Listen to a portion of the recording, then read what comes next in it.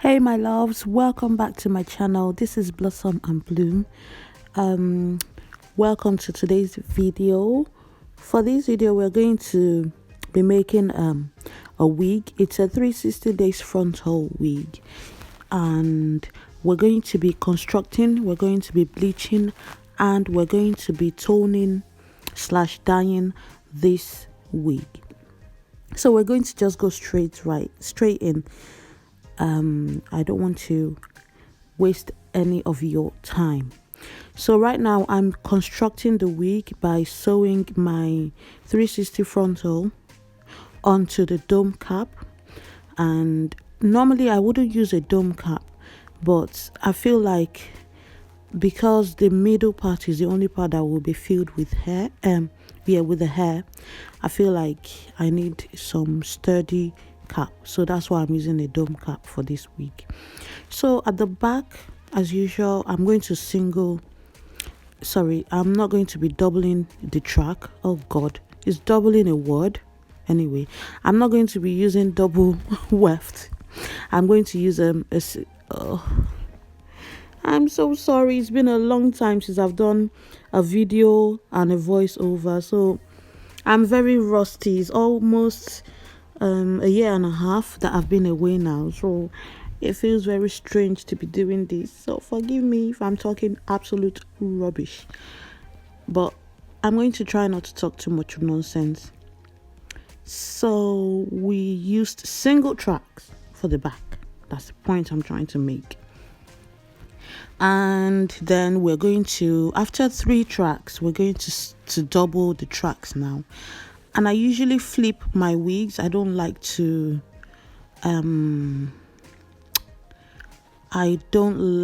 cut my wefts because I feel like that compromises the longevity of the wig. Basically that means the wig will not last for as long as I want it to. And usually my wigs last at least 4 years before any wear and tear starts to show. So I'm going to start to double the tracks by joining the same 18 inches I used for the back. So I'm not taking the second one, I just use the other one to join it. Also, just keep an eye on how I'm flipping that track. What I do, I have a little trick that I use to flip the track so that it won't be bulky or bumpy on the head. I think I might have missed the part where I was showing you, so if you just keep an eye out and watch carefully.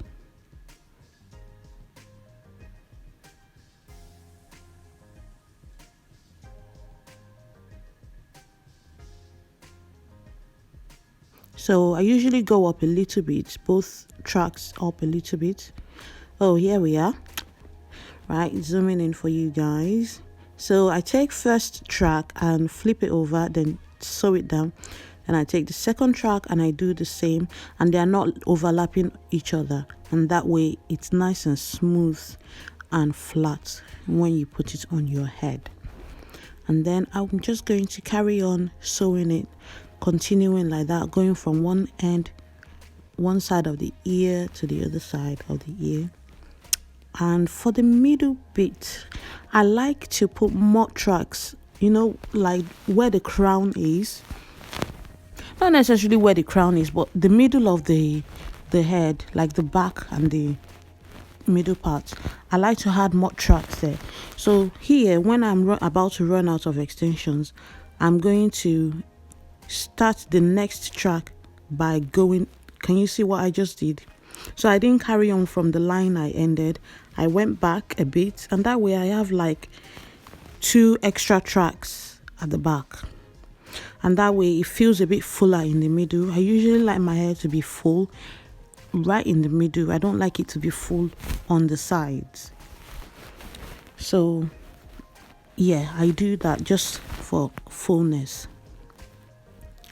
And typically my wigs are not very full wigs. I like natural fullness, not the type of wig that will be so full and it won't look natural anymore. I like it to look like it's the same density as my hair, even though I do actually have a lot of hair, but like a typical human hair, the amount of hair you find on a human person. Oh God, here we go again. Anyway, keep quiet and let you watch, okay?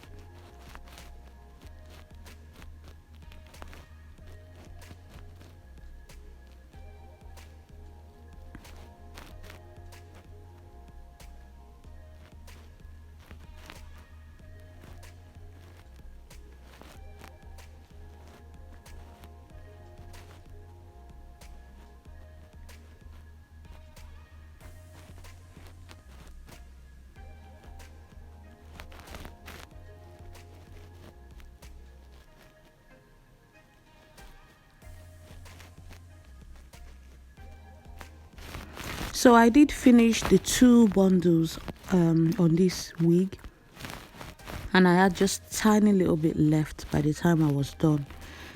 But yeah, it was the 360 lace and 2 bundles of hair that I used to make this wig.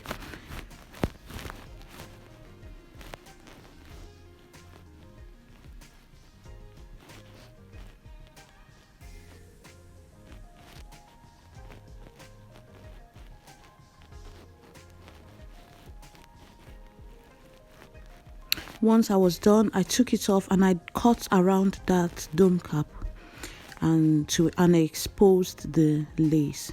So I'm going to be bleaching the hair now. Basically I'm splitting it into 5. So at the crown, I separated the front from the back. Then I separated the back into 3 and the crown into 2. And what I'm trying to create is like an highlighted kind of ombre effect. So for the highlights, I'm using foils and I'm just weaving through that hair, back combing it and putting the hair in foils. The bleach I used for the hair in foils was a mixture of bleach and 40 volume developer. And from the back all the way for all the ones in the foils basically were 40 volume developer and powder bleach. I didn't show my mixture. I didn't show how I mixed it because I feel like you've seen a lot of videos where people mix. However, if you haven't, leave me a comment.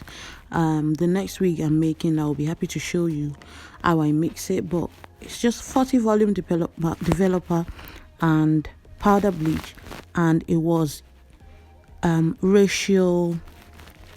So if I how am I going to explain that? Okay, so let's say 20 grams of powder bleach, I used 40 grams of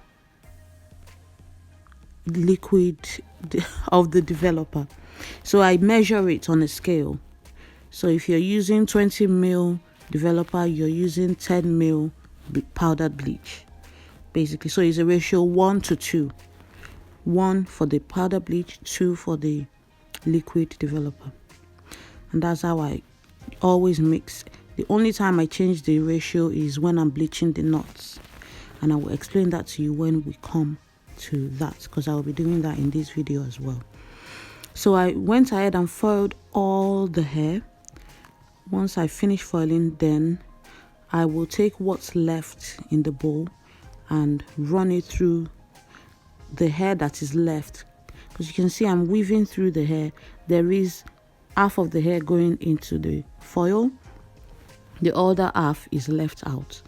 And the reason why I backcomb it is because I don't want a line. I don't want a line of demarcation showing where my bleaching stops and where the natural hair is, where the virgin hair is. So I backcomb it, that way I don't have a sharp line. And if you do that, you cannot get this wrong. This process is actually very easy. It's probably the easiest way to bleach any hair and not have it looking patchy and zebra. We call it zebra, where you have, lines going through, where you can see where your virgin hair is and your bleached hair is. Another thing I want to implore you, make sure you secure the foils. If you don't, they will start opening up. Okay, now we're on to the hair that's left out. I just take whatever is left in my bowl with my fingers and I just rub it into that hair and massage it and feather it up, and that way I will have an highlight and a low light, so it won't just be a bright blonde all through. It will have tones, a tone of light blonde and a tone of dark blonde. Now for the knots in the hair, I'm using the same 40 volume developer and I'm using the bleach. This time I'm not going to do any measurements. What I do is I pour the bleach and I put a bit of developer, make sure it's very thick so it doesn't run into the hair that is underneath the knots. And then to tone that hair, I used a blue dye and conditioner for the knots.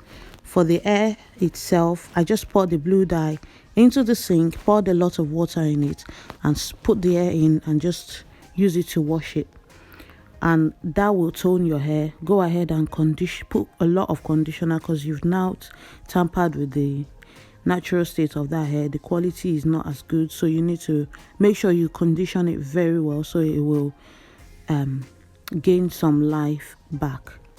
And that's basically how I tone the hair. Now if you notice on this hair, it does have a bit of green at the tip.